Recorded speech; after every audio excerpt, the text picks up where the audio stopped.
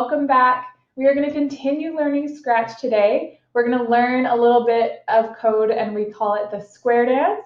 So it uses that X and Y, so side to side and up and down, or the Cartesian plane that you learned in a previous video. If you haven't learned that, take a second and pause and go back and watch that episode. All right, I'll show you what the final product looks like. So here is my cat, and when I press my green flag, he does his little square dance. That's all we're going to code today. It takes just a little bit of beginner knowledge of Scratch, and it's a really good way to get introduced to the program. The first thing that I use is something called an event. So it's this little yellow button in the corner, and it's got a couple of options. I'm going to use when green flag is clicked. So that's that green flag right there, or the one that I used when I went into full screen mode to start my game.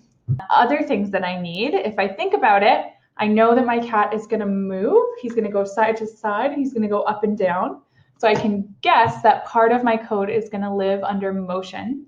So here I am under motion, and Jordan had showed me what X and Y are. So I'm going to do change X and change Y. If I were to connect these two things, plug that in and press the green flag, not quite what I want. Definitely not what I want. And if I put these two things together, it's super not what I want. So I know that now I need to take a step back and I need to think about how this code is going to come together. Another way of thinking about it is that the code isn't coming out exactly the right way, so I need to now control it. I need to control the way the computer is explaining my code or showing my code.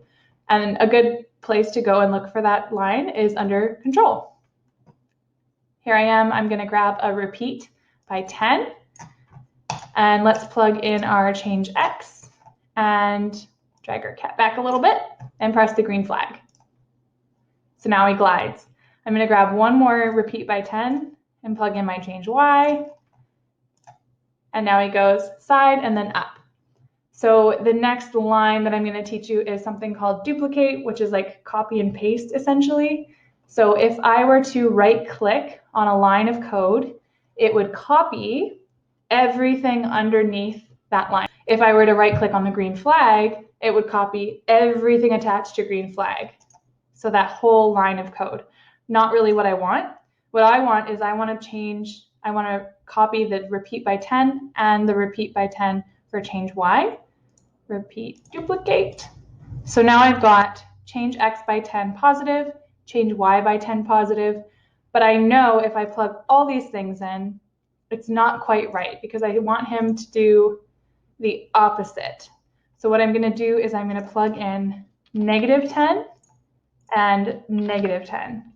And now when my cat is in the corner and I press the green flag, he does his little square dance. So all I did was plug in some negatives to make him do the opposite movement. That's my code for today. If you want to keep on top of all of our coding videos, at the end of this whole series, we'll have coded a super cool video game. Go ahead and subscribe and keep tuned in. Thanks so much, everybody. Bye.